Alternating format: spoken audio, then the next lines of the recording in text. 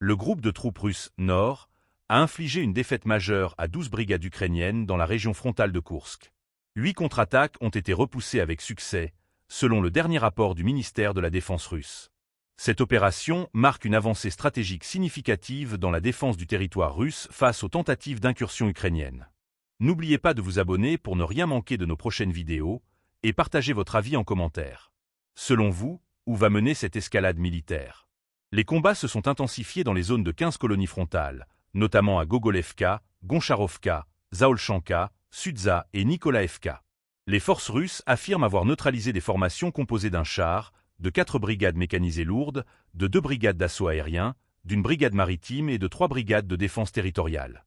Une véritable démonstration de force qui, selon le ministère, a permis de stabiliser la ligne de défense. L'aviation militaire, les unités d'artillerie et les frappes tactiques ont joué un rôle clé dans cette victoire. 22 localités de la région de Koursk et 6 dans celle de Soumy, en territoire ukrainien, ont été ciblées. L'objectif était clair, neutraliser le personnel ennemi et détruire son matériel. Le ministère insiste sur l'efficacité de ces frappes pour désorganiser les forces adverses et empêcher de nouvelles contre-offensives. Cette série d'opérations mettant en lumière l'importance stratégique de la région de Koursk est devenue l'un des principaux théâtres des affrontements.